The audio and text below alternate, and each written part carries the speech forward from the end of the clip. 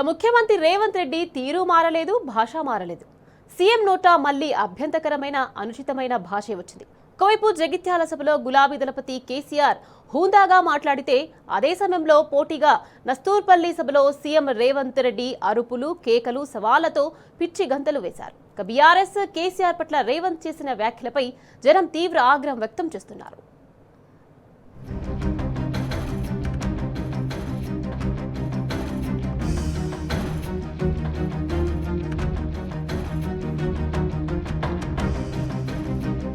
CM Revanth Reddy మరోసారి తన పరువు తానే తీసుకునేలా జుగుప్సాకరమైన భాష ఉపయోగించారు.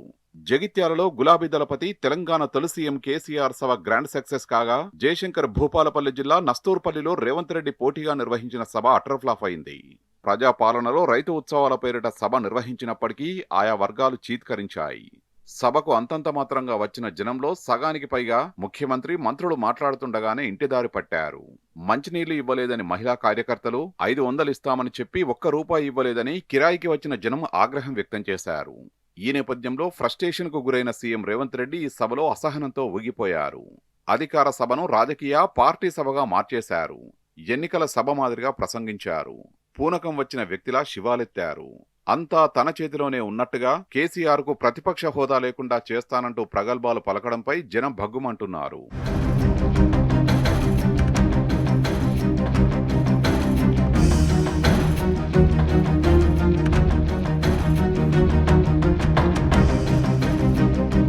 నస్తూరుపల్లి సభలో ముఖ్యమంత్రి స్థాయిని మరిచి రేవంత్ రెడ్డి బజారు భాషతో విరుచుకుపడ్డారు.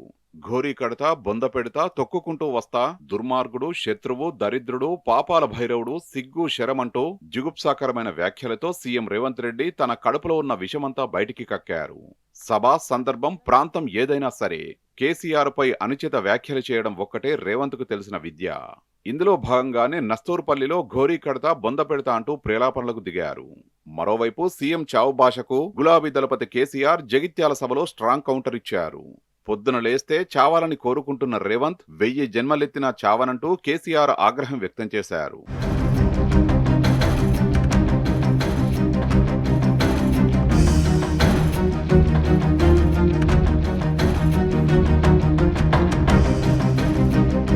బీఆర్ఎస్ ప్రధాన కార్యదర్శి జీవన్ రెడ్డి విషయంలోనూ సీఎం రేవంత్ రెడ్డి అనుచిత వ్యాఖ్యలు చేశారు.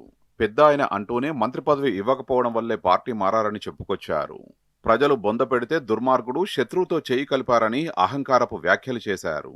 వచ్చే ఎన్నికల్లో బీఆర్ఎస్ కు ప్రతిపక్ష హోదా లేకుండా చేస్తానని, కాంగ్రెస్ పార్టీని దేశంలోనే అత్యధిక మెజారిటీతో గెలిపిస్తానని రేవంత్ రెడ్డి జోస్యం చెప్పారు. అసెంబ్లీ ఎన్నికలు ఎప్పుడు వచ్చినా బీఆర్ఎస్ కు ఘోరీ కడతామని, బొంద పెడతామంటూ అభ్యంతరకర వ్యాఖ్యలు చేశారు. బీఆర్ఎస్ అధినేత కేసీఆర్ కు సవాల్ చేస్తున్నానని ప్రకటించారు. జుగుప్సాకరమైన భాషతో సభకొచ్చిన జనంలో జోష్ వస్తుందని సీఎం రేవంత్ అనుకున్నప్పటికీ జనం నుంచి అస్సలు స్పందన కనిపించలేదు. అప్పటికే జనం తిరుగుముఖం పట్టిన పరిస్థితి కనిపించింది.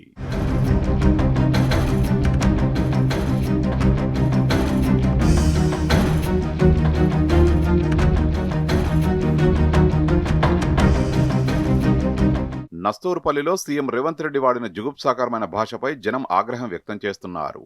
ఎట్లాంటి వ్యక్తికి అట్లాంటి భాషే వస్తుందని, తాను ముఖ్యమంత్రిని అన్న విషయాన్ని మరిచిపోయి గుంపు మేస్త్రి వాడుక భాషను బయటపెట్టారని ఎద్దేవా చేస్తున్నారు. మరోవైపు కేసీఆర్ కు ప్రతిపక్ష హోదా కూడా దక్కనివ్వనంటూ రేవంత్ చేసిన వ్యాఖ్యలపైన బగ్గుమంటున్నారు. వాస్తవానికి ప్రజాస్వామ్యంలో ఓడించేది, గెలిపించేది ప్రజలు. 5 ఏళ్లకోసారి ఎవరిని అధికారంలో, ఎవరిని ప్రతిపక్షంలో కూర్చోబెట్టాలో జనమే తేలుస్తారు. ఈ ప్రాథమిక విషయాన్ని మర్చిపోయిన సీఎం రేవంత్ రెడ్డి తనను తాను డిక్టేటర్గా ఊహించుకొని పిచ్చి పట్టినట్లుగా వ్యాఖ్యలు చేశారని ప్రజలు మండిపడుతున్నారు.